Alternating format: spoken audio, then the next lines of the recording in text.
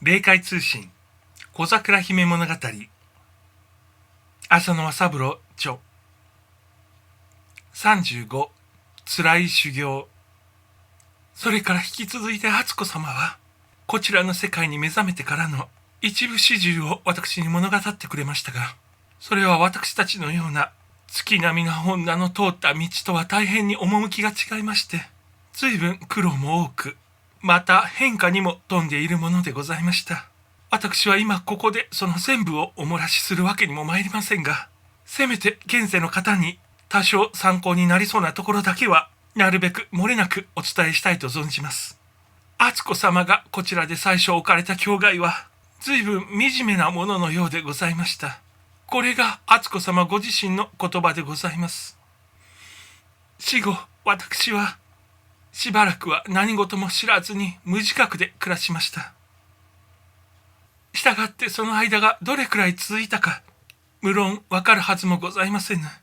そのうちふと誰かに自分の名を呼ばれたように感じて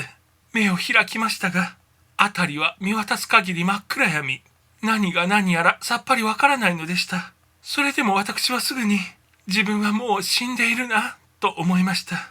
もともと死ぬる覚悟でおったのでございますから、死ということは私には何でもないものでございましたが、ただ辺りの暗いのにはほとほと弱ってしまいました。しかもそれがただの暗さとはなんとなく違うのでございます。例えば深い深い穴蔵の奥といったような具合で、空気がしっとりと肌に冷たく感じられ、そして暗い中に何やらうようよ動いているものが見えるのです。それはちょうど悪夢に襲われているような感じで、その不気味さと申したら全くお話になりませぬ。そしてよくよく見つめると、その動いているものがいずれも皆異様の人間なのでございます。髪を振り乱しているもの、身に一種をまとわない裸のもの、血みどろに傷ついているもの、ただの一人として満足の姿をした者はおりませぬ。ことに気味の悪かったのは私のすぐそばにおる一人の若い男で、太い荒縄で裸身をぐるぐると巻かれ、ちっとも身動きができなくされております。するとそこへ怒りの眼尻を釣り上げた一人の若い女が現れて、悔しい悔しいとわめき続けながら九段の男に飛びかかって、髪をむしったり顔をひっかいたり足で蹴ったり踏んだり、とても乱暴な真似をいたします。私はその時、きっとこの女はこの男の手にかかって死んだのであろうと思いましたが、とにかくこんな呵責のありさまを見るにつけても、自分の現世で犯した罪がだんだん怖くなって、どうにも仕方なくなりました。私のような堅くななものが、どうやら熱心に神様におすがりする気持ちになりかけたのは、ひとえにこの暗闇の中の世にもものすごい見せしめの賜物でございました。敦子様の物語はまだいろいろありましたが、だんだん聞いてみると、あの方が何より神様からお叱りを受けたのは自殺そのものよりも、むしろそのあまりに堅くなな性質。一旦こうと思えばあくまでそれを押し通そうとするわがままな気性のためであったように思われました。敦子様はこんなことも言いました。私は生前何事も皆気づい気ままに押し通し、自分の思いが叶わなければこの世に生きがいがないように考えておりました。一生の間に私が自分の胸の中をある程度まで打ち明けたのはあなたお一人くらいのもので、両親はもとよりその他の何人にも相談一つしたことはございませぬ。これが私の身の破滅のもといだったのでございます。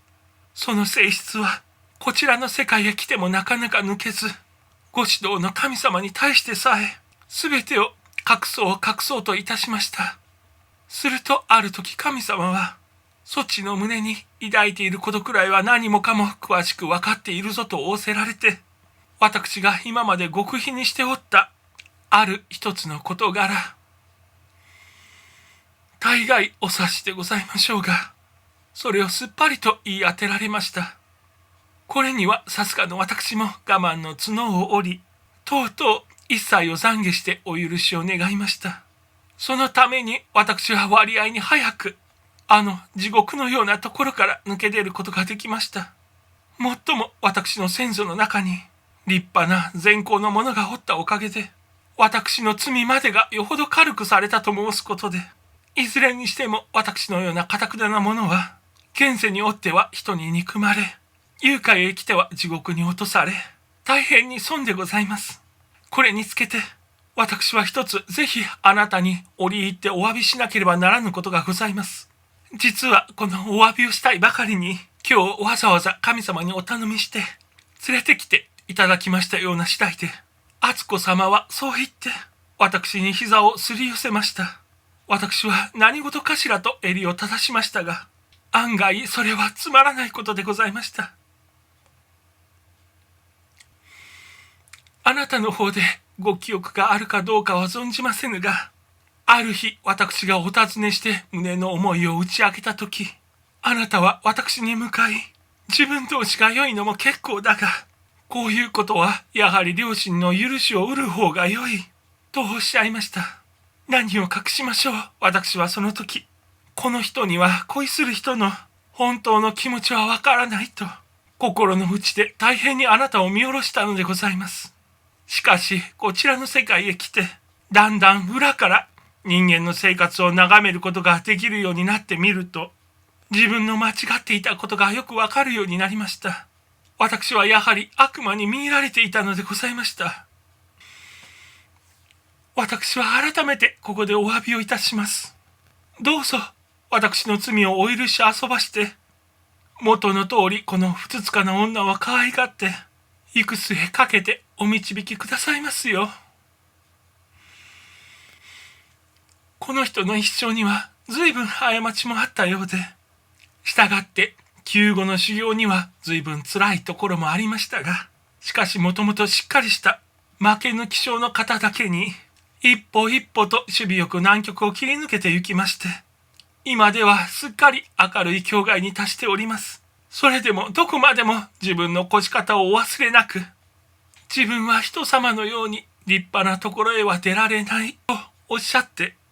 神様にお願いして、わざと小さな岩屋のようなところにこもって修行に勤しんでおられます。